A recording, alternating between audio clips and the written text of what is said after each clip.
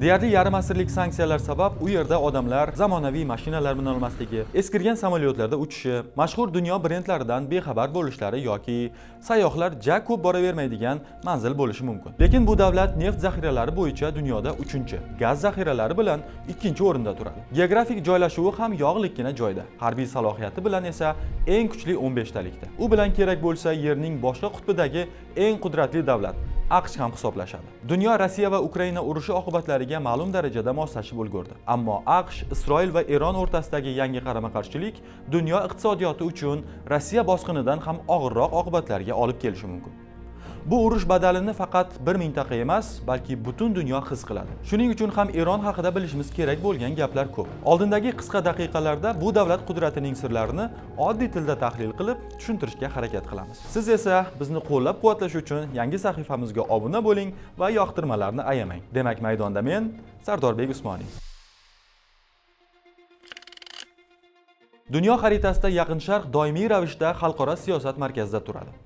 Bu yerda urushlar, diplomatik siyosatlar, katta davlatlar raqobati birlashgan. Chunki bu yerlarda neft bor. Neft va gaz hali ham dunyo iqtisodiyotining asosiy resurslaridan biri. Bundan tashqari Yaqin Sharq 3 qit'a Yevropa, Osiyo, Afrika o'rtasidagi tabiiy ko'prik hisoblanadi. Shu sabab bu hudud tarix davomida katta davlatlarning raqobat maydoni bo'lgan. Neft bor joyda AQSh bor, neft bor joyda urush bor.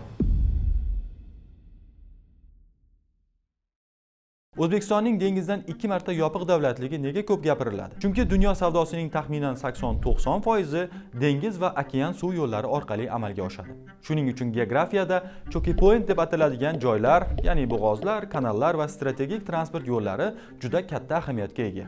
Bunday nuqtalarni nazorat qilgan davlatlar nafaqat global savdoga, hatto uyingizdagi gaz, svet, mashinangizdagi benzin va hatto yeyotgan noningizning narxigacha ta'sir qiladi. Eronga kelsak, u nafaqat zaxiralar bilan yetakchi. Shu bilan birga u dunyo energetikasi uchun strategik ahamiyatga ega bo'lgan Hormuz bo'g'oziga yaqin joylashgan. Bu bo'g'oz orqali dunyo neft savdosining taxminan 5dan 1 qismi o'tadi.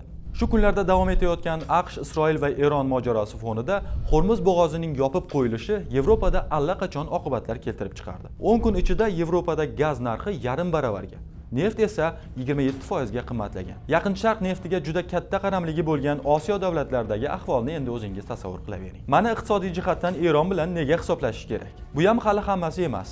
Eron Sharqiy Osiyoni Yevropa bilan bog'laydigan quruqlikdagi transport yo'lining ham markazi. Tasavvur qilishingiz uchun bu koridor transport vaqtini 30-40% gacha, xarajatni esa 20-30% gacha qisqartiradi. Endi savol tug'ilishi mumkin. Eron eng katta sanksiyadagi davlat bo'lsa, u qanday qilib neftini sota olyapti? Sanksiyalar bu shunchaki siyosat.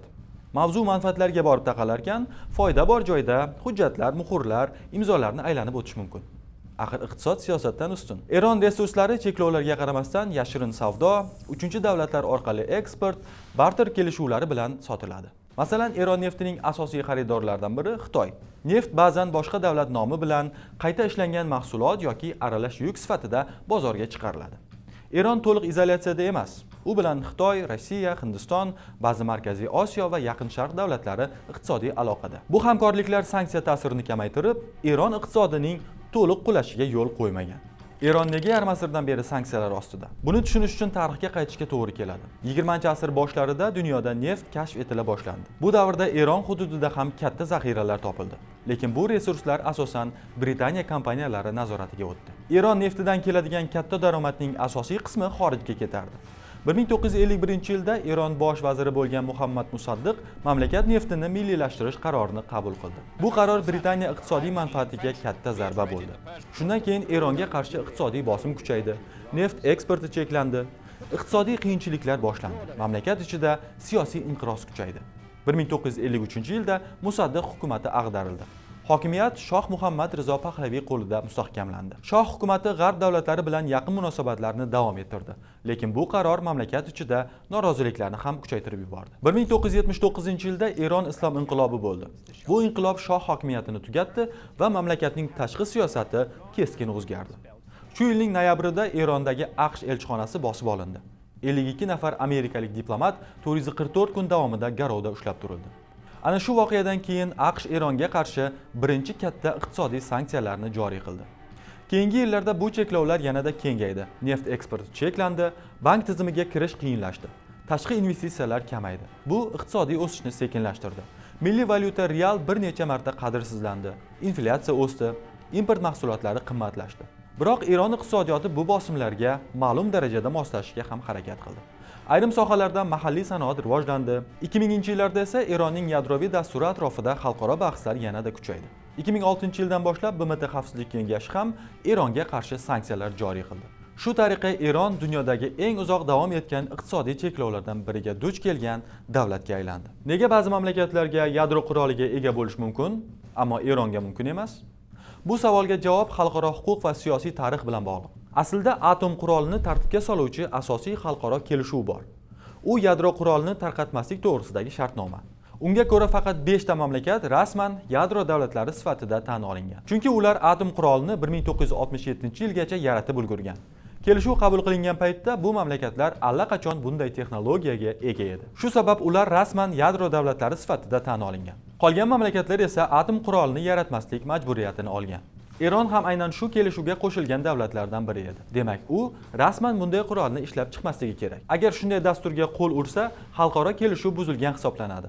Biroq bu masalaning yana bir murakkab jihati bor. Masalan, Isroil ham atom quroliga ega. Lekin u bu kelishuvga qo'shilmagan. Hindiston va Pokiston ham xuddi shunday holatda. Ular ham bunday texnologiyaga ega, ammo mazkur shartnomaga a'zo emas. Shu sabab xalqaro siyosatda murakkab va bahsli vaziyat yuzaga kelgan. Bir tomondan xalqaro qonunlar atom qurolining tarqatmasligini talab qiladi, ikkinchi tomondan esa ayrim mamlakatlar allaqachon bunday qurolga ega bo'lib ulgurgan. Shuning uchun Eron atrofidagi bahslar faqat huquqiy masala emas, balki katta geosiyosiy tortishuv sifatida ham qaraladi. Sanksiyalar yo'q bo'lsa, umuman aytganda sanksiyalar olib tashlansa, Yevrosiyoda gaz, neft, yuk tashish arzonlashadi. Eron esa Yaqin Sharqdagi eng yirik iqtisodiyotlardan biri. Yevrosiyo logistika markazi, yirik energetika eksportyori bo'lishi mumkin. Bu bir tarafdan boshqa davlatlarga ham foydali bo'lsa, Yaqin Sharq liderligiga intilayotgan Isroilga yoqmasligi tabiiy. Neft narxining tushishi qora oltin sotuvchi ba'zi davlatlar uchun ham yaxshi emas. Chunki ularning byudjeti neft narxiga bog'liq. Eron aholisi taxminan 85-90 million atrofida. Cheklovlar yo'q bo'lsa, avtomobil, elektronika, infratuzilma, turizm sohalariga milliardlab investitsiya kirishi mumkin. 2015-yildagi qisman sanksiya yengillashuvi davrida Yevropa kompaniyalari Eron bozoriga juda katta qiziqish bildirgan. Nega AQSh Eronga bu qadar yopishib olgan? Aslida bu masala geosiyosiy hisob-kitoblar bilan bog'liq. Qora oltin va zo'r geografik joylashuvni ham bir chetga suraylik. Agar Eron yadro quroliga ega bo'lsa, Yaqin Sharqda kuchlar muvozanati keskin o'zgarishi mumkin. Eronning kuchayishi AQShning mintaqadagi strategiyasiga to'g'ridan-to'g'ri ta'sir qiladi. AQSh Yaqin Sharqdagi eng yaqin ittifoqchilardan biri sifatida Isroil xavfsizligini muhim deb hisoblaydi. Eron va Isroil o'rtasidagi keskinlik esa bu masalani yanada murakkablashtiradi. Nega Eron bilan urushish oson emas? Eronning harbiy qudrati dunyo 15 taligiga kirishini yuqorida aytgandik. Boshqa tarafdan esa uning maydoni juda katta va tog'li hududlardan iborat. Bu esa quruqlikdagi harbiy amaliyotlarni qiyinlashtiradi. Dushman tog'lardan oshib mamlakatga kirishga qiynaladi. 85 milliondan ortiq tarixan ildiz otgan bu yerliklarni yengish oson emas. Eron uzoq yillar davomida katta davlatlar siyosiy bosimi va ta'siri ostida yashagan bo'lishi mumkin, lekin u rasman mustamlaka bo'lmagan kam sonli davlatlardan biri. Eron bilan katta urush butun mintaqada katta beqarorlik olib kelishi mumkin. Bu neft bozori, global savdo, mintaqaviy xavfsizlik uchun katta xavf.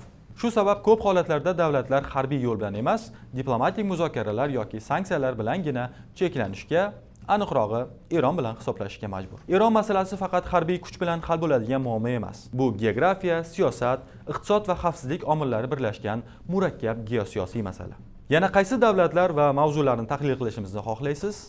Bu haqda qiziqishlaringizni izohda yozib keting. Yana maydonda ko'rishguncha.